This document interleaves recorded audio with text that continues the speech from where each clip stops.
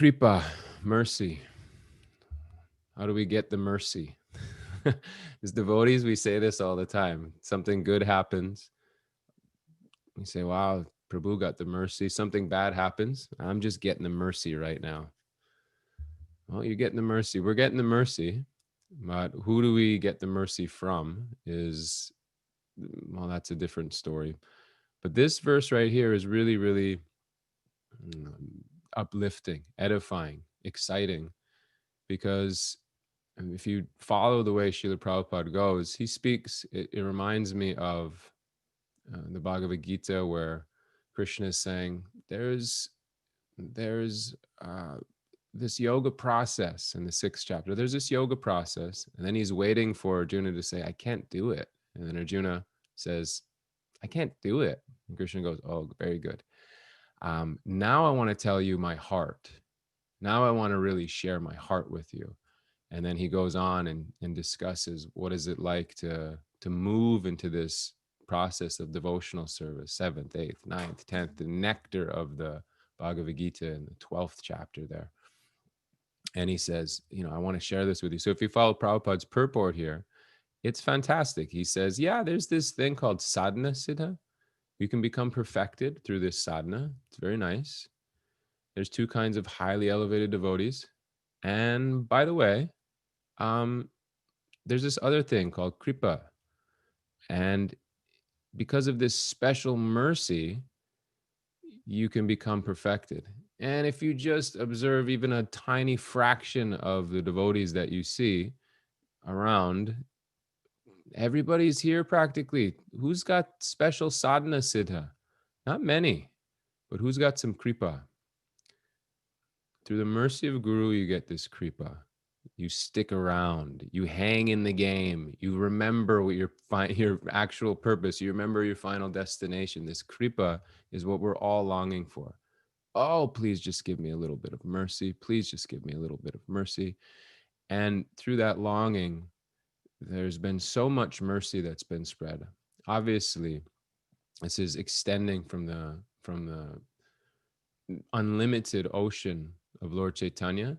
And then it's coming to this Srila Prabhupada, who's just, when I was reflecting on this, I was thinking, my God, he just came and gave these kripa bombs to everybody. Just here, take this little medicine and even you don't understand what's happening, but I'm going to give you this kripa and your life is going to transform. And you meet Prabhupada disciples here. We're fortunate to speak with a lot of Prabhupada disciples on a regular basis. We live in this little area where it's just so strange. You go on a walk every morning with little Jai, and then you run into one Prabhupada disciple, and then the next, and then the next. And this happens on a regular basis. And you see there's just something there's just something in their hearts called love that was placed there by this gentleman, this elderly gentleman who's now their age, or who they're now his age when they met him. And it's such a beautiful thing to see. There's nothing, there's all kinds of peculiarities in their personalities, and they're all different in their own ways, but they've received this kripa that just has become their compass in life. And it's such a beautiful thing to observe. I watch it on a daily basis with my mother-in-law, who just, for all of her amazing things that she's done in her life, she's got this thing where she's just got this in the back of her head. She's got this meditation. When am I going to die? And am I going to do this right? She's spent with so many devotees as they leave their body, and she's always got this meditation. When am I going to die? And how can I do this right? I need to be more Krishna conscious, more Krishna conscious, more Krishna conscious. I just need to hear. And what's really beautiful about her is that whenever Prabhupada's books come out, whenever they come out in the house, somebody remembers the Gita's here, and what did that thing say? And it's amazing. And she is, if you know Mother Mulika, she is she's a Leo personified. She will own the room. She will come in and she will take over the room in a very powerful, amazing way. But the moment Prabhupada's purports come out, the moment she just sits and she just hears, and you can see there's this relishing that's going on inside. And it's such a beautiful thing to observe, actually, because here's the thing: she never met Prabhupada. She never even saw him when he was on the planet. And she's given her entire life to him. She's given her whole heart to him. And when we do that, then what happens is the kripa comes, the mercy comes, the protection comes, the love comes. And so here we're given a few examples of when this happens. When the Yagyapatnis, these wonderful wives of the Brahmins, when they came to share some prasad with the boys, it's just such a sweet pastime. You've got practically, this pastime is saying exactly what the purport's saying. You've got sadhana siddhas, you've got amazingly powerful Brahmins chanting their mantras, doing their pujas, doing their yantras, making everything beautiful, and forgetting what is this? What's the goal here? And then you have these wonderful wives of the Brahmins who are having a good time cooking, cleaning, doing their duties, having fun. And then who comes along but they're just so attractive, these boys. These boys just come along and say, we need some prasad. We need some prasad. And all they do is they say, oh yeah, of course, because of the love. And I watch this on a regular basis as well when it comes to motherhood now. There's nothing that will stop a mother when there's love, be it a cow. We have a um, there's a Prabhupada disciple, Adi Karta Prabhu, who has these cows in his beautiful land that he has up here. And one of the cows just had a baby, and we had to take the baby from the mother just to make sure. We just had to put him into the barn because otherwise it was so wet. It was raining here about 2 months ago, so much that it just wasn't a good situation for the little guy. And so we had to take this little calf and we had to bring him into the barn because she wasn't going. And you wouldn't believe the look in the cow's eye. The look was dangerous. I said, I'm getting out of here. I gotta get away. The look was so dangerous. What? You, me?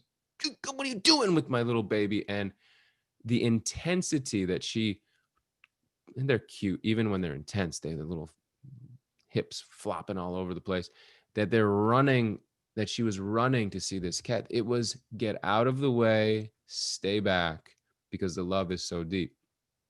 And and this is it. This is the intensity that we're, in one sense, we're being called to give everything for who? For Guru and Krishna. People give up everything in this world for a much lesser cause. Just yesterday, you've seen these TikTok videos. You've seen them. They're musical. You move, you do these things. It's very sweet. This one person that I saw, it was about don't listen to the naysayers. And it was, I gave up everything to build my business. And now look I'm a millionaire. I gave up everything to start a media company. And now look I've got 400 million views. And I've give up everything to do these things. And look and I was thinking, my God, it's just like the verse. It's just like the verse. This person gave up everything, but for what? For something that is going to go away. It is going to go away. It's going to be taken away. What can be done? But now, give up everything to whom? To somebody that we can trust, to somebody that's worthy of our love, to somebody that's worthy of giving your heart. And what did Prabhupada ask? He asked something so simple. He said, just please, please, please receive what I've given you. Just receive it. If you receive it, then what happens? Kripa comes. If you receive the gifts that were given, the Bhagavatam, all of his books, if you receive his instructions, then the Kripa comes. And through the via medium of Guru. giving up everything for the service of Guru, is such a wonderful and exalted position, actually. So, Prabhupada says here at the end, he says, the Lord appeared before him. Because of unalloyed love for the Lord, he immediately decided, I'm going to give this little Brahmin whatever he asks. Prabhupada says it's so nice. This is a sign of love. This is a sign of love. We're getting trained how to actually love. Let me just give whatever he asks. And whatever he asks, let me be prepared to go there. Let me be prepared to go in that direction. So what? So that I can learn how to love. He's going to teach me how to love. And so that's what Guru and Krishna do. They teach us how to love. They teach us how to give up these things that are very, very minor and these attachments that don't actually pull out our deepest love. The other interesting thing that I found in this verse was that you have Bali speaking to Shukracharya, and he's saying, listen, how can I behave like an ordinary cheater? How can I lie?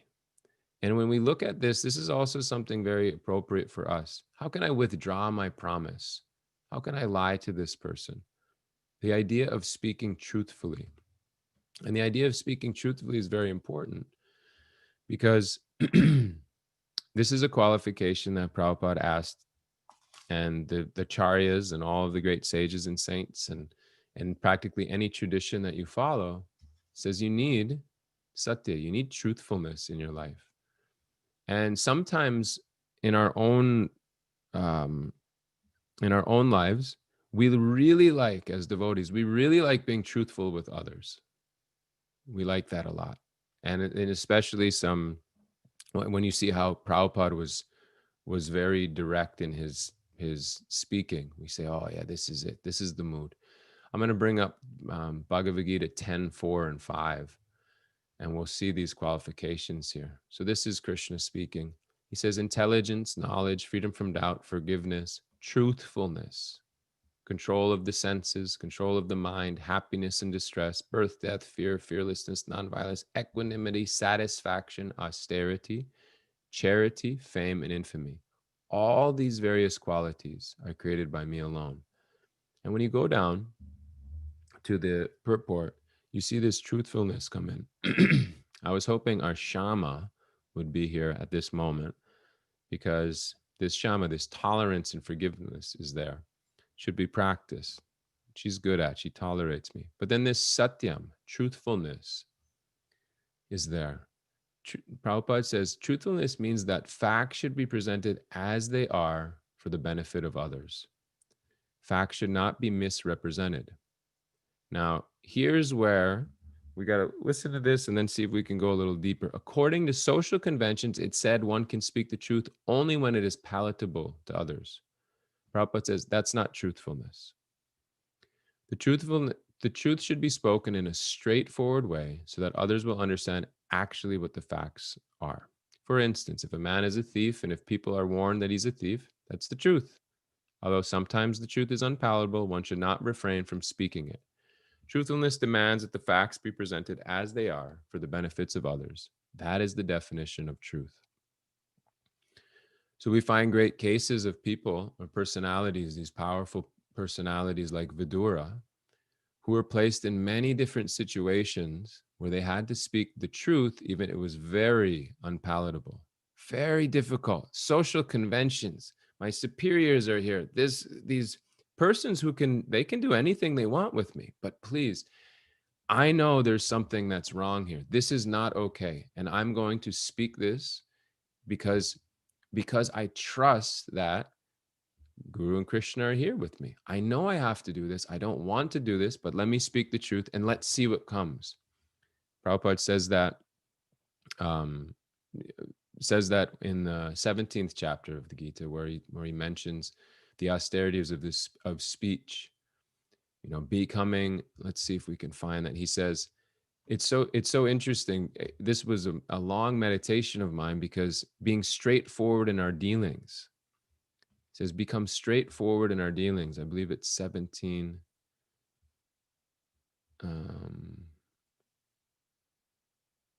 Oh, sorry, that's in the text 16. With because what happens is when we start to speak the truth, the mind gets agitated sometimes.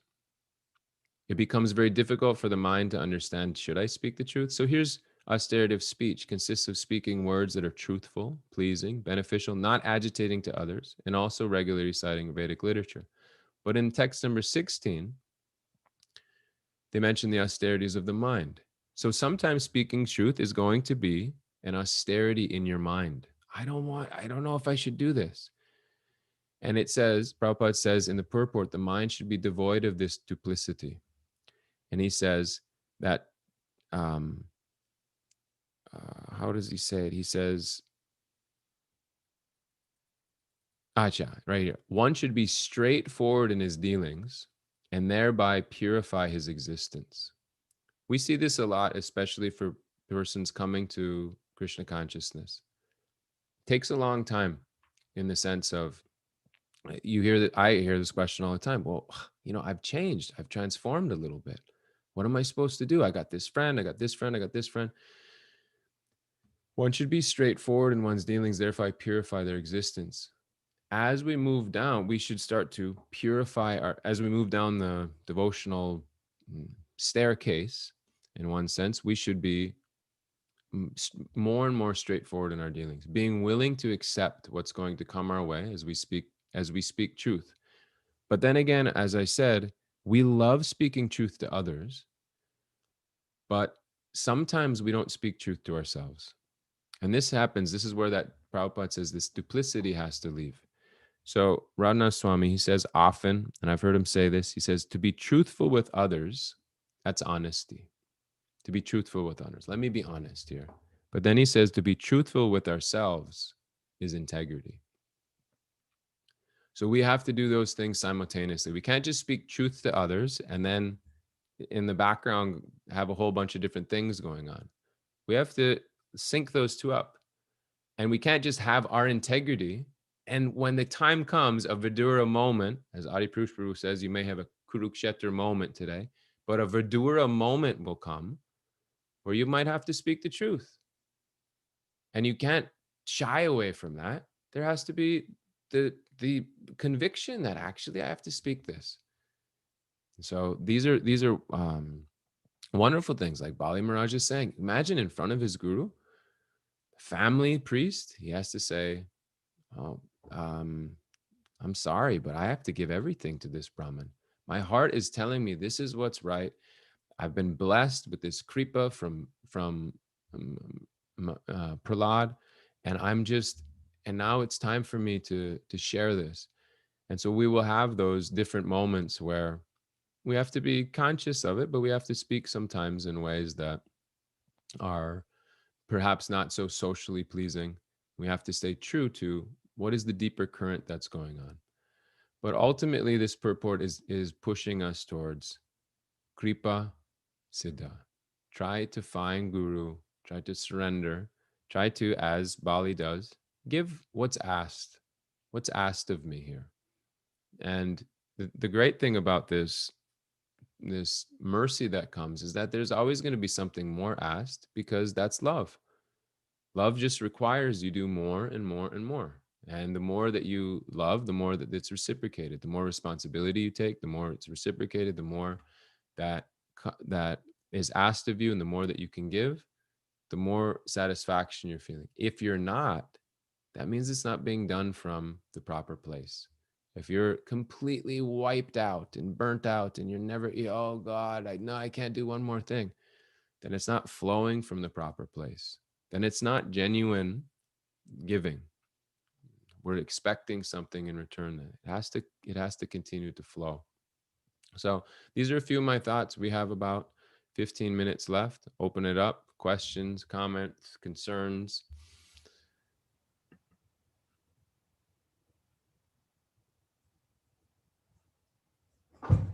Thank you, Jay Giridhari, bro, for really bringing out this aspect of truthfulness, not just with others, with also oneself.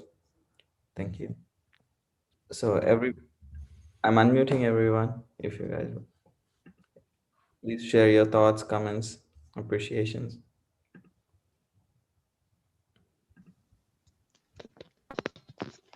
Haribol Jai. Hey, Haribo Jamunajaya, Hare Krishna. Such wonderful to see you. I just want to say I so appreciate the point that you said that Radhanath Maharaj said about being truthful to ourselves is integrity. And it's such a good point that we want to be truthful here, here, here, here, here. But the real thing is to be truthful in here. And that's such a beautiful point. And that really is what integrity is. So thank you for reminding us of it. That was really it's a big takeaway for me today. And Thank say you. hi to the baby and Sham. Thank you. You just keep praying for him. I don't know. I think they're gonna. He went to bed late. I think they're gonna come in. I'm just hoping. Let's see. But thank you for saying that. My sense was that there was always has to be that balance. And I mean, it's obviously it's Miraj's grace that he puts it together so simply because he has that deep understanding. But there's also that balance because I've also seen in my own heart or in others where you're holding to your integrity, but it's time to talk. It's time to speak something, and I just can't do it. I don't have I don't have the conviction that wait a minute, no, that actually it's time. It's okay. So there's got to be that balance of versus, just the easiest thing is to speak truth to everybody else. You change. This is what everybody. This is what Prabhupada said. This is how it works. This is how it works. That's easy. Harder to balance them both. And it's in one sense, if you never have to reveal, then that's also a little. That's also nice. Well, I just hold on, but in my mind and my heart, Krishna's prompting from the inside out. You got to say something, and no, no, no, no, I won't listen to you, Krishna, especially not right now. It's not the right time. It's not the right time. But you need both. You need both. Yeah. Thank you, Jamuna. Hi Krishna Jai. It's good to see you. So good to see you. Good to see you too. On this question of truthfulness with others, where I see myself and others, I think, is kind of shading the truth, massaging the truth, not telling the truth, in what we believe to be the service of Krishna in some way, shape, or form. So I'm doing some sort of seva, and in order to, get what I need from the powers that be in this way or that way, I'm going to not tell the truth in some way. And I'd love to hear your thoughts on that. Well, it's a good question. I mean, it just depends on your motivation for the service, right? Service has to get done as well. We have to be very attentive to our service. If we've been given a service, we have to do our best to move that service forward in a way that's pleasing to Guru and Krishna. And if I'm withholding the truth because I'm afraid of a reaction or I'm afraid of it's not going to go the way I want, then we got to reflect upon that. If I'm withholding the truth or if I'm not sharing everything that I need to, because anyway, you don't have to. That wouldn't even be helpful right now. And if my intention is that the service is, or whatever it is that I've been entrusted with, is becoming more and more pleasing, then we have to be a little nuanced with that. It's not that we can, I'm just sharing my honest truth, at all moments. Well, sometimes it causes actually distress, or it involves or it implicates different people or different circumstances that aren't necessarily needed. So we have to become more and more expert at it, which you already are. You're expert at serving. I'm thinking less about withholding than I am about not actually saying something that is untrue. Let's put it that way, in order to move a service forward. Oh, okay. Sorry, I didn't understand. That's okay. I wasn't as direct. Wait a minute. Okay. So less about withholding, but more about, okay, I have to speak this in a certain way that it just moves forward, even it might not even be the full truth. It might be a lie. It might be a lie. The whole truth, nothing but the truth. So you got to put your hand on the Right, Gita. right, Might be a right. lie. This is what's going on. This is it. Yeah. If I lie on this permit, I can get it through. If I don't lie on it, it won't go through. I mean, that. Let's just Right. make it really clear. Let's make it real clear. Yes. Right. Yes. Well, that is to be determined. To be determined.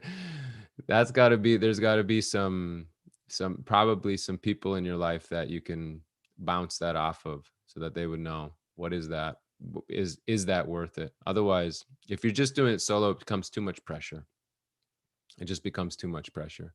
Then it's just all on the shoulders. And then if something bad happens, then it's all you, right? You can't have that. That's that in service, we're meant to, like Mother Yashoda, we're meant to grab all the Brajbasis and get that rope. So when it comes to that service, there's got to be at least a few other Brajbasis that you're pulling into it, so that if it doesn't work, or if we lie and there is repercussions, it's not just all on one person's shoulders. Then you don't feel supported. That helpful? Oh, you're muted. It looks like Adi has something to say on this too. Okay. It's not what I have to say, it's what scripture has to say. The point is, a materialistic person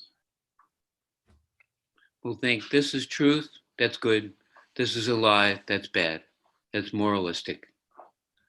But we know that the real criteria for what should be done is, what does Krishna ask? Just like Jai was saying, our service is the criteria. We're very practical. So Krishna asked Yudhisthira to lie. He asked Arjuna to kill. You can have a principle, don't kill. But if Krishna says to kill, then killing is good. If Krishna says to lie, then lying is good. Our criteria for what is to be done is, Lord, I'll do whatever you like. And not any selfish motive, but the ultimate criteria is, what does Krishna want? And like you said, we're in the process of presenting the absolute truth to people.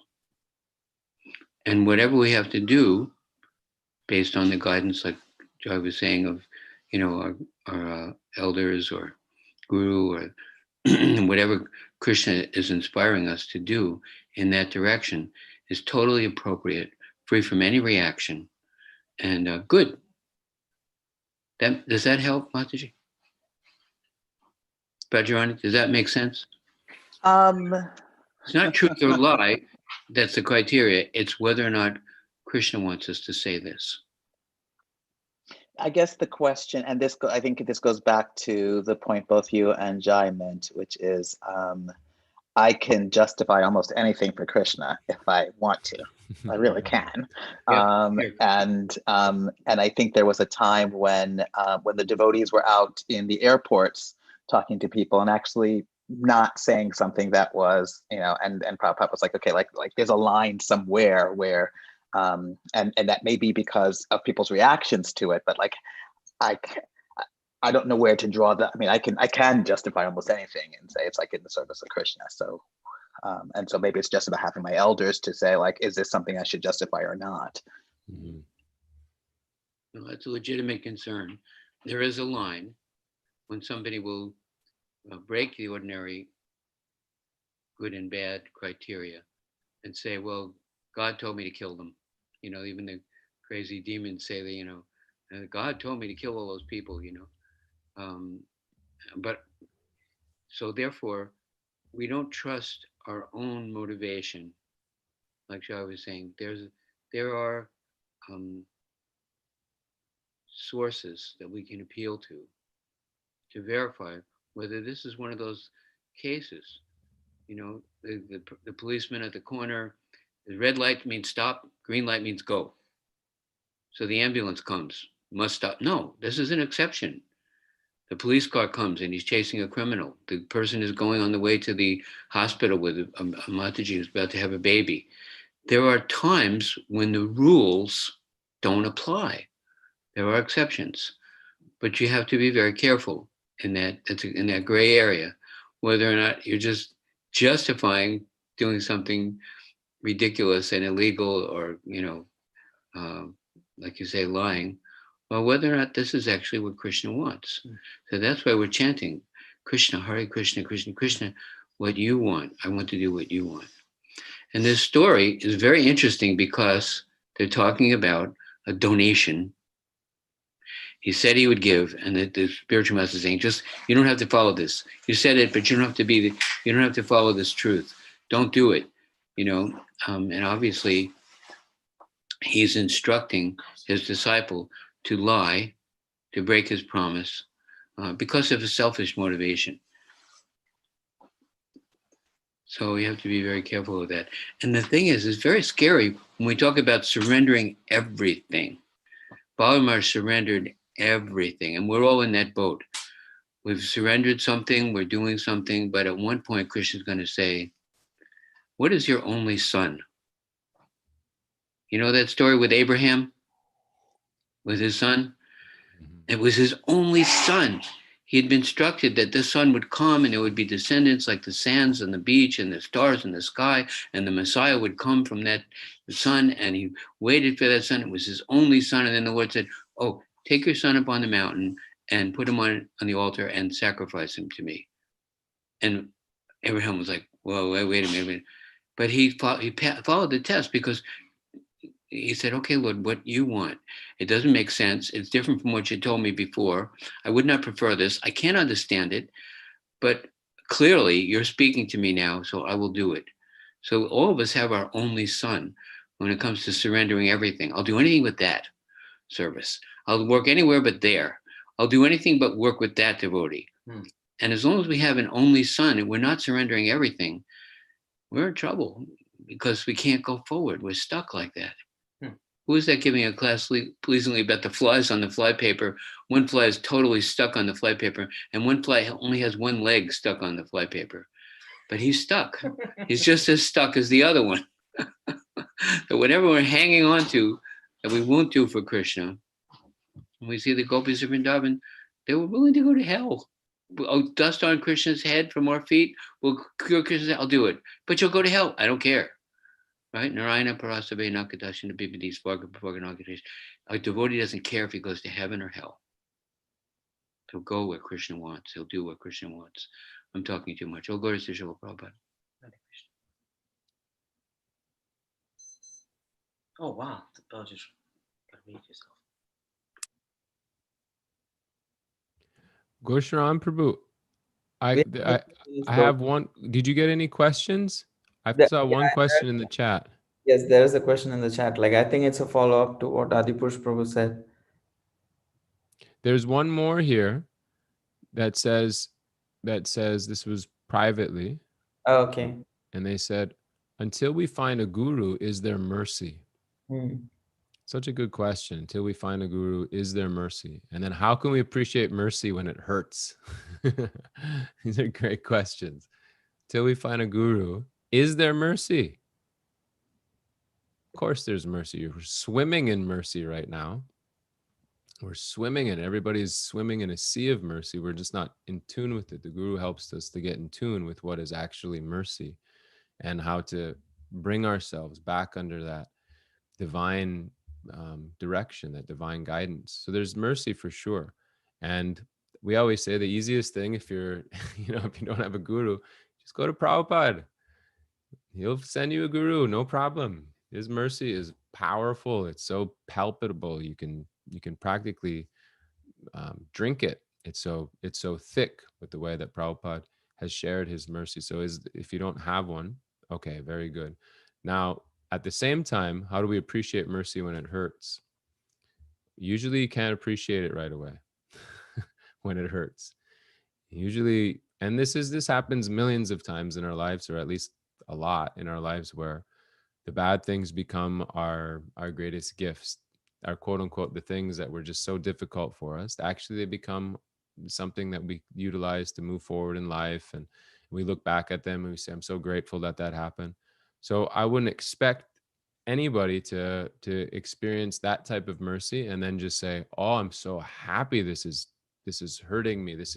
I'm so grateful that this is pulling me in a different direction than I thought. It's not so easy to go there. That's a pure devotee's heart.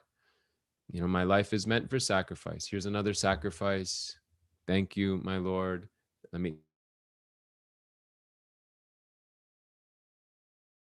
Most of us are at, in the sense of we have, when we experience that type of mercy where it's painful, we should know our attachments are getting shook. Our attachments, as Adi was saying, the sun that we just didn't want to happen. Okay, this is happening now, and we should learn humility through that versus fighting those things. We should learn humility, and then we can move forward in a in a way that makes sense for us. Because otherwise, we become bitter when things hurt. We lose our faith when difficult things come. But these are just ways that our humility can increase, and our gratitude for the Lord for providing these reminders of what is the goal of life, that type of thing. So, Ananda Bihari, Haribo. Question for Jai Giridhari, Prabhu. Hare Krishna. First of all, nice to see you. Thanks for coming on. Thank you. Wonderful points about the sun, about the bitterness, about seeing the mercy in whatever is happening in life. But sometimes we tend to take up services or the level of renunciation for which we don't necessarily have qualities as of yet. And we prematurely try to sacrifice our son, and then we have all these desires suppressed, and then they build up and come out in an ugly way. And sometimes we may even abandon devotional service altogether or become bitter and upset with the devotees. How to avoid that? Is that a valid concern? Is that something that may happen? It's Rajagun Loka. It's Rajagun, right? Nanda Bihari. Yeah. That's where I'm coming from. We go Rajagun. We go pendulum swing. We do the pendulum swing. Boom! I'm all in. I'm on the floor. I'm not doing any. I'm not eating anything. Whatever. We've made our big vows. Whenever you see the big vows from 0 to 60, there's going to be a car wreck somewhere quick. So we should always just say, okay, well, learn from those other wonderful devotees that have went down the path ahead and see, I understand. This is if I'm here, I'm obviously, you guys know my brother's he's that cyclist guy, 6 hours on the bike. You can't go full gas for 6 hours. You got to just churn those things. You got to be churning to be able to make it long distances. What are we trying to do? We're trying to do the long distance. And on those long distances, there's going to be some nice sprints that we're going to go deep, and this is great. And you're going to give up. You're going to go deeper. And then you got to get back on it. Keep churning. And that's a wonderful opportunity to surrender even more. And then you get, wow. You go downhill sometimes. When you get so fast, and this is amazing. And then there's the uphill. Got to keep chugging. And then you get some that downhill grace, that mercy where you got to give it all. And then it's just these slow and steady type of approach, which we know the mode of goodness helps us to move towards that. In a holy dham like New York City, it's not easy. My heartfelt dandavats to each and every one of you who are there. I know it is not easy. Sattva is a long distance.